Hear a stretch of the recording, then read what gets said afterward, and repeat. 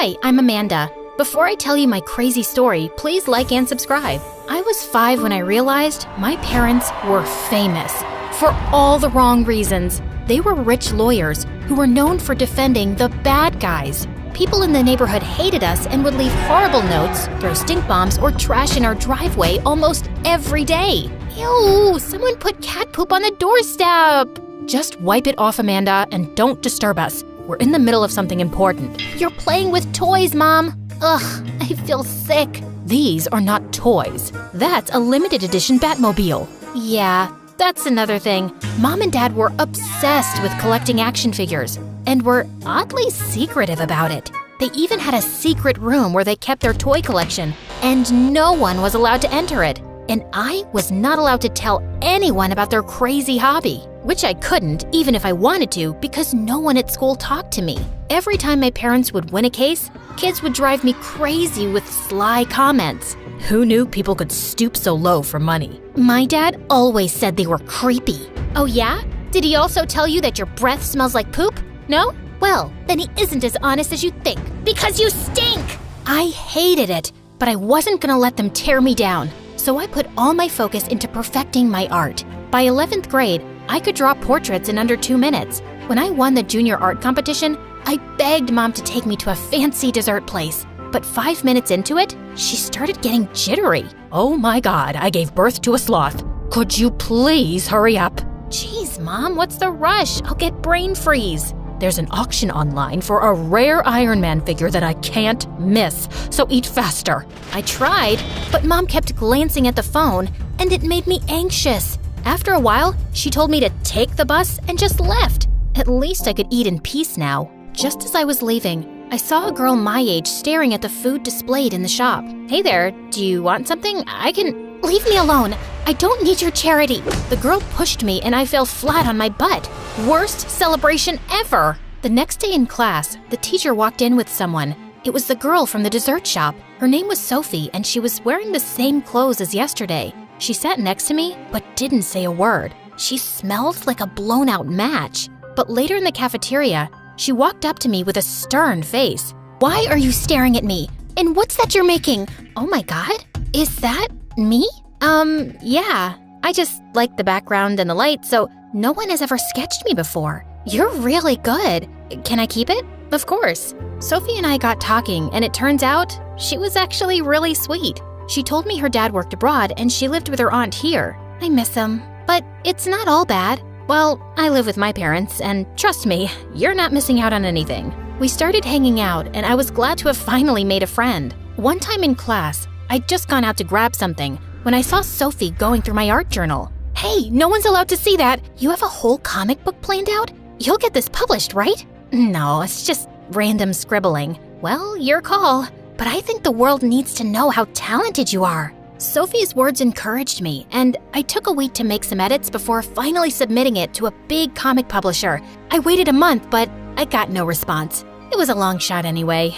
But then one day, when I got to school, everyone crowded around me like I was a celebrity. Amanda, you did it! Your comic became a hit overnight! They published it! You've got to be kidding me! Apparently, the publishers loved my comic and they wanted to sign a contract with me for $2 million. When I told my parents, they thought I was joking, till they actually saw the contract.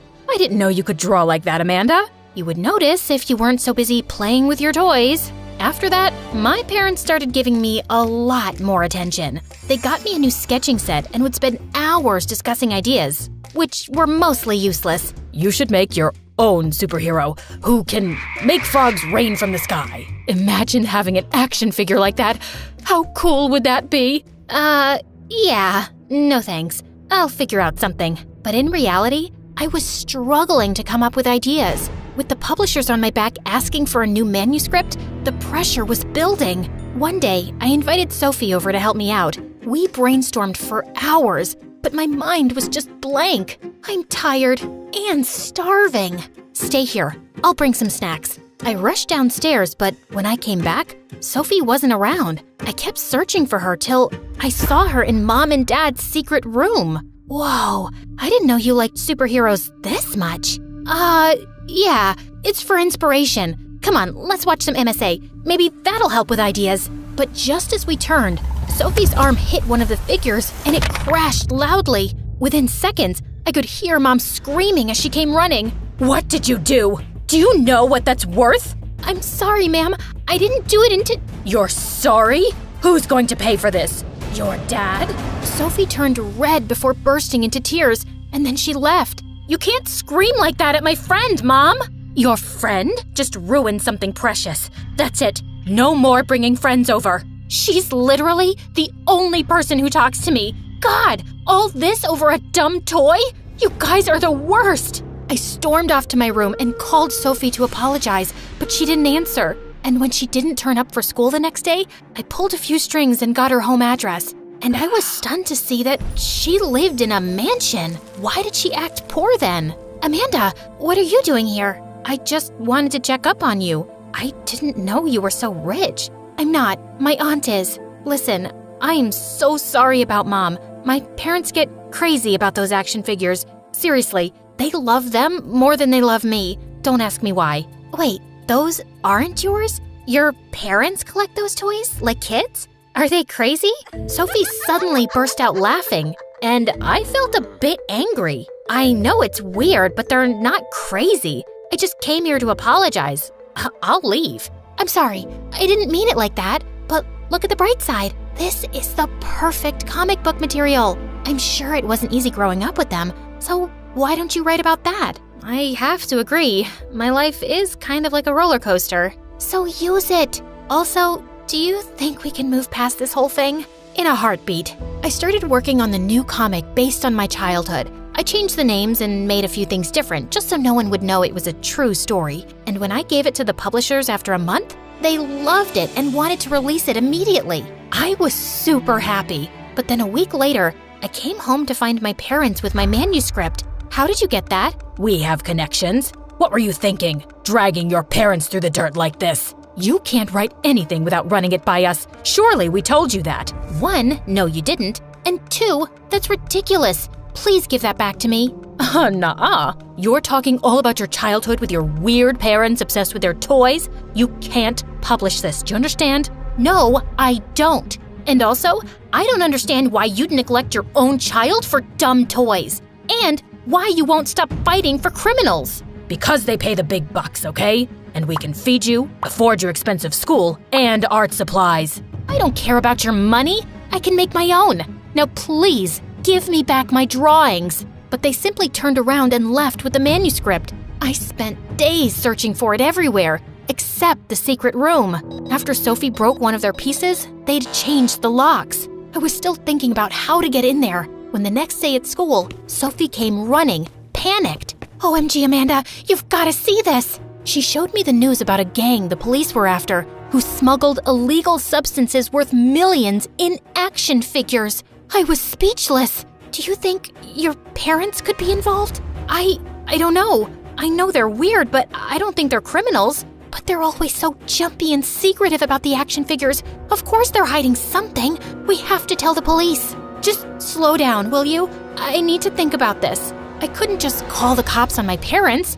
I decided to talk to them about it. But later, when I walked into the room, I saw Mom shredding a bunch of papers that looked like my drawings. Oh my God, what have you done? It took me months to make that. Amanda, listen. No, Mom, you listen to me. I'm done, okay? You will pay for this. I was so mad that I decided to do exactly what Sophie said. Punish my parents. I went to the police station to tell them about the action figures, but chickened out the last minute. But an hour later, the police showed up at our doorstep with Sophie. Sophie, what are you doing? Your parents are liars and crooks, and people need to know that. Isn't that what you wanted too? Amanda, how could you think we're criminals? Let us be the judge of that. Let's start with this one. Please, don't destroy our babies. These are not illegal. You can see the receipts. Mom and Dad kept pleading, but the officers cracked open all the action figures, and they didn't find anything. Are you happy now? All our figures are destroyed because our own daughter doesn't trust us.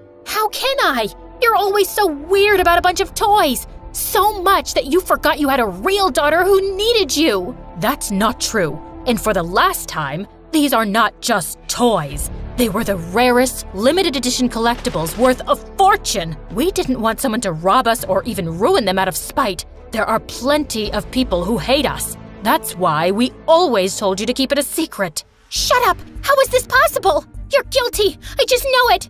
I won't let you guys get away with it this time! What do you mean this time? Your evil parents put my innocent dad in jail and got the real culprit off! And I have to live with my awful aunt who makes me do house chores all day long so I can study in a good school. Wait, is that why you became my friend?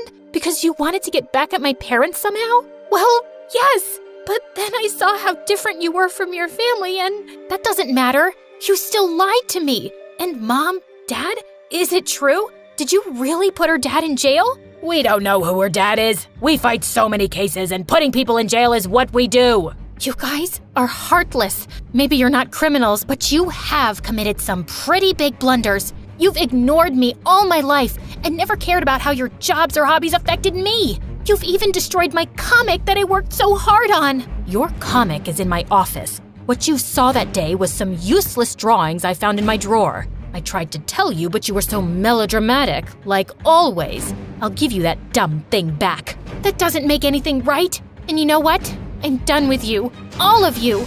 Amanda, Don't bother explaining. After that day, I ignored Sophie and stopped talking to my parents. Maybe they started feeling a bit bad because they tried making amends by helping get Sophie's dad out of jail. I was happy for her, but I wasn't ready to forgive my parents yet. Sophie left town soon after, and I didn't hear from her again. I got my manuscript published in a month, and it was even better received than the first one. The money I earned was enough to put me through a good art school, and I left home for good. Soon I got busy with studies and writing a new comic, and a whole year went by. One day, I was at a comic book store when someone tapped on my shoulder. Sophie, it really is you. I'm so happy to see you, Amanda.